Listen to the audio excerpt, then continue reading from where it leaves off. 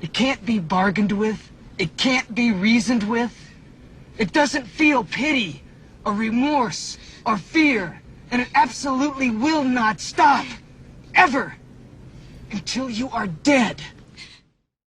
Welcome back to Thinking Critical. This is Wes, and I thought I'd have a sit-down conversation with the man so cool. They call him the Breen, Eric Breen, about are there elements, nefarious elements out there that are actually, their goal is to destroy the Western comic book industry. You know, we hear that a lot. Like so-and-so is trying to destroy comics, so-and-so's, or is it, or is it incompetence or other things that are actually, kind of contributing to the demise Western comics, as we know. We've seen a lot of contraction as far as sales, less interest in the characters. You know, as far as comic book goes, obviously the characters are more popular now than ever because of the movies and streaming, but it hasn't translated so much to comics. And here to talk with me, obviously, is Eric Breen. How you doing?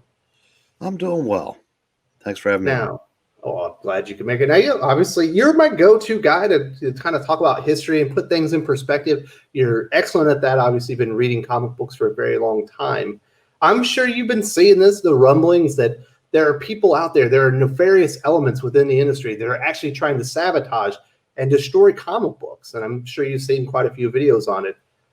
I don't know. What are your thoughts about that, Eric? Do you think there are people actually out there that want to destroy comics and just fundamentally destroy the industry that we've all loved for so many years? No, I'm sure there might be a person or two out there that would. Well, what's the old expression? Some people just want to see the world burn. But I think it has more to do with the people that are making the comics now. Just, I think, look at the world differently than maybe some of its longtime readers do. And that's one factor. Another one, I think that since now the characters themselves, be it movies, television, cartoons, video games, are so much more popular. There's nothing that the print medium of the industry can do to come anywhere close to that. So it might be the way they're attempting to compete just may not work for, it just may not work for fans that want comics, maybe the way they were, pre-movies and television before they took over. Well, obviously there's a financial incentive, to get your name attached to some of these movies. And as far as royalty checks, we did have EVS on the channel not too long ago, and he was kind of talking about some of the stuff he got. Those were large sums of money. It's not like he was, writing the scripts or anything. So I think that might be one of the contributing factors is a lot of the talent that would be in comic books have got their eye elsewhere. And as soon as they get a chance, they kind of jump ships. So we might not be, being entertained by the best, writers that the industry has to offer anymore. And that's a good point you just brought up that makes a good segue. A lot of the people that are still working in comics, they're trying to create that next character that they hope might be put into a movie or a television show. So you're seeing now that a lot of the writers are either using the most popular characters, like in Batman, you see Joker all the time, but then you're seeing characters like Punchline, Clown Hunter, Ghostmaker. And I'm sure that these characters are being created with an eye towards live action properties and the royalties that come with it. Now, those characters may not, for every Punchline that takes off, there might be a Clown Hunter that seems more to annoy readers than excite them. Yeah, absolutely. Mine are the Batman Who Lolls and Robin King. But there's plenty of new characters that have kind of come in lately that I'm not a big fan of. But you brought up a good point that maybe it's the writers themselves. They're putting information or a worldview into the comics, and they're not very subversive about it. It's very over the head. It feels like they're hitting you with a shovel just to kind of feed it to you. But that at some point it has to go on to the management. Like what is the management doing? They know what the characters stand for. Obviously, they read these stories beforehand. They have to know when they're putting something in there that, hey, controversy sells. You can do something controversial and it'll sell, but they have to know when they're putting something into the comic, or there's a line, or even just a story where it's like, this is literally going to repulse some readers and make them leave. Yet they continuously kind of feed it to us. Well, that's something I've said before. The industry, and I think entertainment as a whole, they are working towards an entirely new audience. And part of that audience may not necessarily include people that don't agree with their worldview. And it's sort of a long game. Yeah, I've said that sometimes I wonder if the first 10 years of the MCU wasn't designed to make the money that Kevin Feige could then spend to give the vision that he wanted, that may not satisfy as large an audience, but it would get the audience they want going forward. And eventually, anybody that doesn't agree with that is going to fall by the wayside or just age out. And eventually, everybody that's left will agree with your views. And to a smaller extent, that might be what's happening in comics, because it's not just the writers. I mean, the editors and management, they agree with those views. So they're all working towards the same goal. I've heard, I can't remember who it was that said once, I'd rather sell 10,000 copies to the right people than 100,000 copies to the wrong. Now, from a business standpoint, at one point, from a business standpoint, that's crazy. But you see it more and more when business decisions are made that are going to hurt you in the short term, yet they keep doing it. When you say, why do these shows keep doing the same thing? Why does Batwoman get a second season when nobody watched the first season? And they double down on the same things that nobody watched. Well, and the actress left too. Yeah, eventually they're going to create the audience they want come hell or high water. I think they aren't, because one of the things that they're not doing, because we are absolutely seeing growth and outstanding growth in the comic book industry. I just had Perch on the channel. We talked about it earlier here today, where 30% growth as far as adult graphic novels go. 80% of that growth is in manga. The rest of it's essentially in YA graphic novels. Go and read manga. Guess what you're not going to see? A lot of hit you in the head social commentary, a lot of essentially proselytizing of worldviews. It's basically, here's an action team, or here's an action character, here's a great fun story, and we're going to build on the character over time, and people enjoy that. I think comic books and and entertainment in general, for the most part, is supposed to be escapism. Obviously, they are genres or niches within comic books or other types of entertainment that maybe people are going for information, or maybe they do want basically to be proselytized or living in that echo chamber. But for the most part, the vast majority of comic book readers, our age or younger, and it's showing up in the sales, they just want the good stories. And it feels like, and I'll let this out, I don't think that there's somebody at the top or really powerful at Marvel or DC or Image that want to destroy the comic book. I don't think that's their goal. But at some point, they have to realize that their current strategies of attracting this new market, they aren't working, because that new market is essentially abandoned Western comics and have found a new graphic novel entertainment in the form of manga and YA graphic novels, where that crap just isn't in there. And if it is, it's not in there as much. No, they're not trying to destroy the industry. They're trying to reshape it. Now, you and I both know there are things Marvel and DC could do right now. If Marvel wanted to double their sales within the next year, they would reach out to all of the big name creators that DC seems to be letting slip through the cracks for whatever reasons. They could hire those guys, put them on high profile books, give them the creative freedom to do what they do best. They could bring back some of the creators from the 80s and 90s that are still on the peripherals of the industry. Why don't they do that? Because that's not what their goal is. The content they would create is not the content they want to represent their companies now. And you talk about all the people that are reading manga.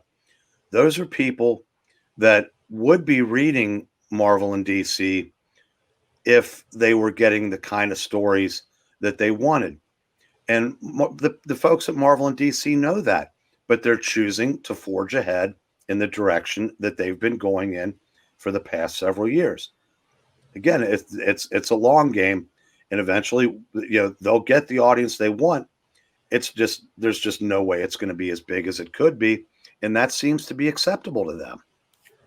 Yeah, it's crazy. Like I do get the feeling there are people out there that they're viewers of my channel, and obviously that we disagree on this. We disagree on a lot of stuff, but I think they think there are a couple of people out there that are like twirling their mustaches and they're like, oh, the industry's about to collapse. This all big. I think don't underestimate the power of gross negligence or just incompetence, and I do feel like that's kind of what we're viewing here. That they're not adapting the medium to the new strategies that we're seeing from manga, YA graphic novels. Obviously, you look at what manga is doing with Shonen Jump.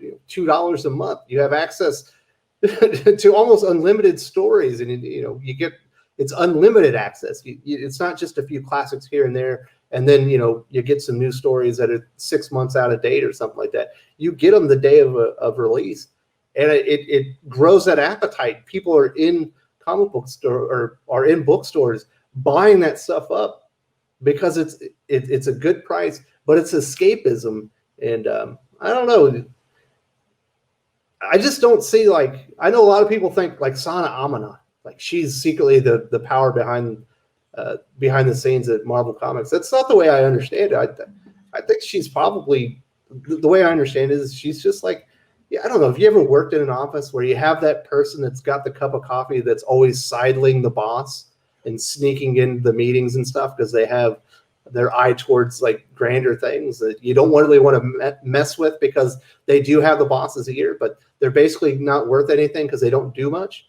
I think that's actually who Sana Amana is. I don't think she's this master strategist that has this grand plan to destroy comics or take it over or anything. I think she's just kind of a butt kisser. No, I don't think she's trying to destroy the industry at all. Again, I think she's got an idea of what she wants to see the industry be. And I don't think she wants to be in comics. I think she wants to work for Disney. that could very well be.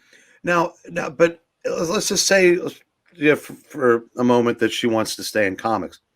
Her vision for a successful comic book company might be something that reaches 70% of girls 10 to 14.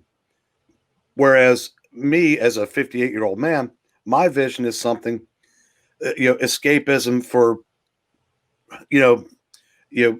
boys, men, girls, women that just tell, escapist stories that don't necessarily, I don't need to read comics to learn social values or how I'm supposed to think or believe in any certain issues. I don't need the comic books to shape my worldview.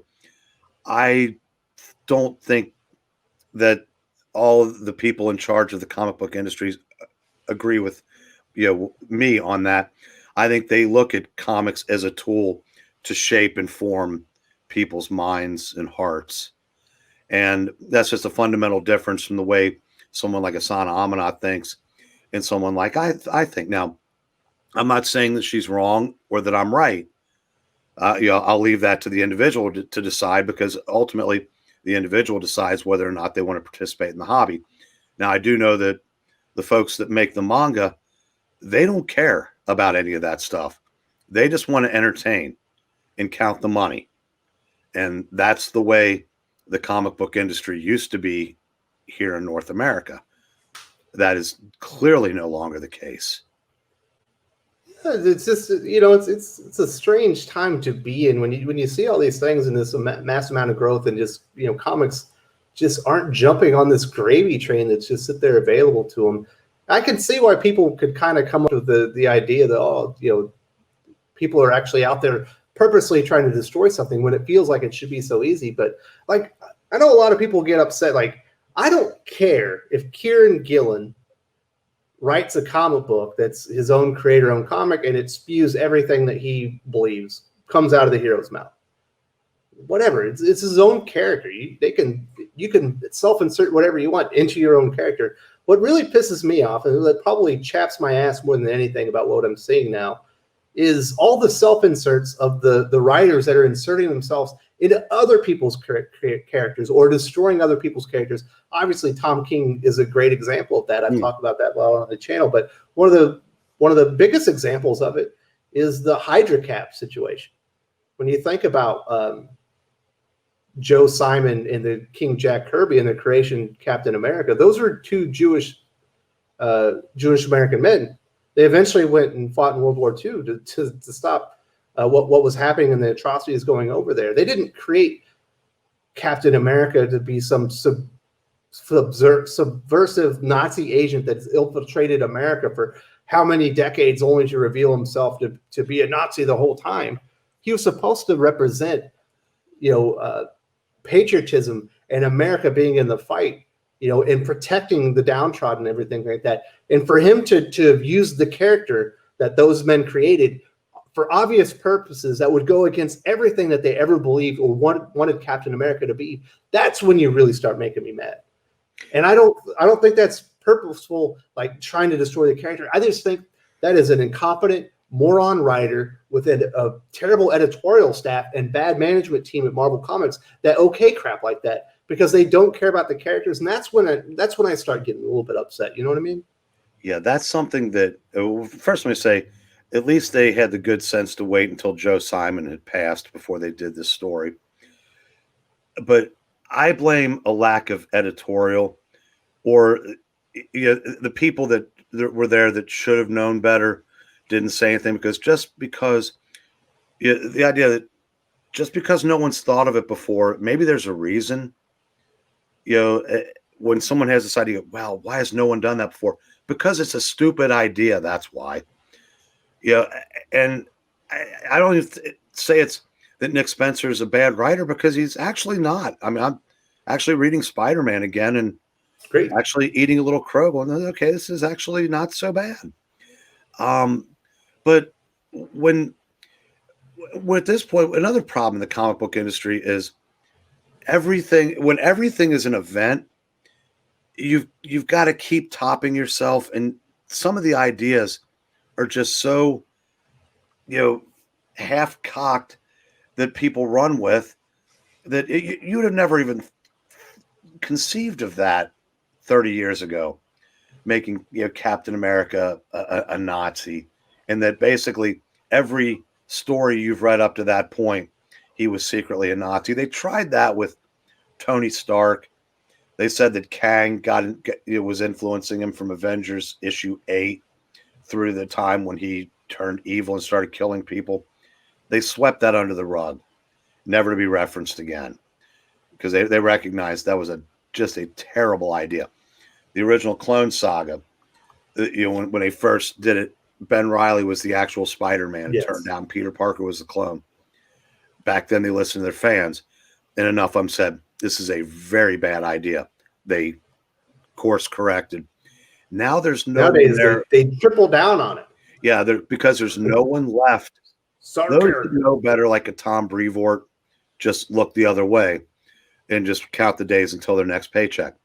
There's nobody to stop the people with the really bad ideas from executing them. Do you think there's no leadership that has the testicular fortitude to look the writer in the eye and be like, listen, we're friends or whatever, but that idea is absolute buttholes. You're not going to do that. You're not going to ruin the character. Or do you think the management just doesn't care anymore? They're like, whatever. These are just marketing materials. These aren't important, historical characters as far as American mythology go. And a lot of times I just think the management's weak. I don't think they have the stomach to go and tell a writer, you need to go and fix this. I don't think they have it in them anymore. I just think you have a weak leadership. I think that's the biggest problem. I don't think there's nefarious elements. I just think you have morons in a lot of key positions that have no idea how to manage anything, business-wise, character-wise, and everything just gets dropped through the cracks. And we're seeing the ineptitude of the business at large. Well, to a large degree. yeah, that's a very good point. You look at the people that are left at the top of the two companies, and then you look at how many years of experience. I mean, look what DC just let go. Literally over a century of experience. Marvel, the old, I know Tom Brevoort's still there. Now, if you ever want to hear somebody that's truly passionate about comic books, get Tom Brevoort into a conversation about the 60s or 70s. And you'll see a much different Tom Brevoort than shows up on the printed page today. It's either at some point he's either realized there's nothing we do today is going to be remembered 5 years from now, or I'm still here somehow. I'm not going to do anything to risk, my future because I've only got so many years left, and then I can coast. Because I think at this point maybe he's just going along to get along, and you realizes saw the Disney Plus 616 episode with Dan Slott's Iron Man 2020. That is a complete failure of leadership. He's literally pointing out all the unprofessional things that Dan Slott is doing that is hindering the book. He's not getting the scripts out on time. He's screwing over his artist. He's screwing over the letters. And he just laughs it off instead of getting in his face and be like, are you kidding me? You are a professional comic book writer. Your script has to be like, it's no wonder that entire event was complete garbage. And they never had time to fix it because by the time he turned in the script, it was time to print the damn thing, Oh, then you might have touched on some just now. You've got some guys that just don't care enough. And you've got other ones that have a different vision. I'm sure the people that are there, like I said, I'm sure Sana's vision is different from CB's, who's different from Tom Brevoort or whatever other, editors they've had that have been there for a while. And they just kind of throw everything out there. I mean, that's why it's so hard to get invested in Marvel. I said, I'm enjoying what's going on in Spider-Man right now, but there's 3 other stories going on that involve Spider-Man and the Spider family and this, that, and the other. And like I said, there's no, cohesiveness. So I'm not sure. To get back to the original question, I don't think anybody's trying to destroy the industry. I just think it's almost happening organically. You can pick any number of reasons. I think most of the top performing people, as far as management, have jumped ship. And I think that we're left with basically a gaggle of idiots that don't know what they're doing. There's a reason I call them, C.V. Cebulski and his Legion of Doofuses. And it's just inept leadership, inept management, inept creative is basically sinking the industry. When we're seeing essentially like record growth in certain areas, but not in Western comics because they've completely dropped the ball. Well, there's no one left, or very few people left at either the big two that have a reverence for the history that's come before them. And now they're creating in the today, and they really don't necessarily care about yesterday. I mean, they might pay lip service to it with this new Omniverse and whatnot, but the caretakers, like I said, I remember something that Mark Waid once said back when he actually believed it. The first rule of a creator is to do no harm. That's not adhered to today. And again, that's the fan base I think that the industry is trying to cultivate whether it's just to get people that agree with them, to agree with their worldviews, or people that will just accept what's coming out now and not really worry about how that damages what came before, because they are just living in today.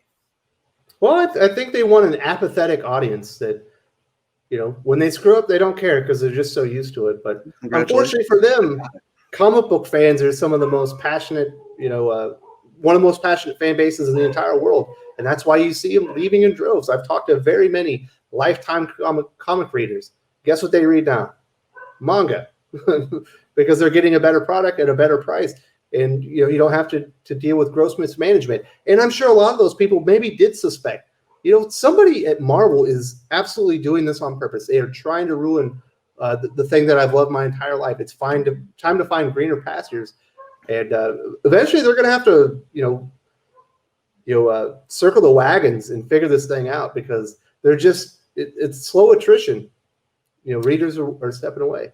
Yeah, I think there's always the chance that they can get some growth again in the American superhero market, but they're never going to get the people that were truly passionate about it in the numbers that they once did. Because hey, I think anything is possible if they stop concentrating on specific demographics and just tell the best stories possible for whoever wants to read a great superhero story, and people will come back in droves, because that's what they want. It's not about skin color. It's not about your age. It's not about where you grew up. It's not about any about that. It's people come to superhero comics to see great superhero action and moralistic tales with people that they can, ascribe to want to be like. Who do you want to be like in superhero comics anymore? Do you even want to be like Superman anymore? No. As long as identity politics play a large part in the creator's mindset and how it's presented, that's always going to limit the audience. That is something that manga does not traffic in, and they have the sales to back it up. But at this point, I just think it's too baked into the cake in Western entertainment. Very good point. I really appreciate this discussion, Eric. I always like talking about these kind of things on the channel. Is there anything else that you wanted to say about this topic before we wrap this up? No, just like I said, it's, keep hoping for the best, and hope that they're eventually they figure it out. Although I said I don't expect it to. So anything I get from the big two going forward, I look at as kind of like playing with house money, I guess. Absolutely. There are diamonds in the rough out there. Absolutely. And if you discover them, make sure you put them in my comments. You at me on Twitter or whatever, because it's getting harder and harder to find the really good content that we're all looking for. Thank you so much, Eric. I really appreciate your time. Anytime.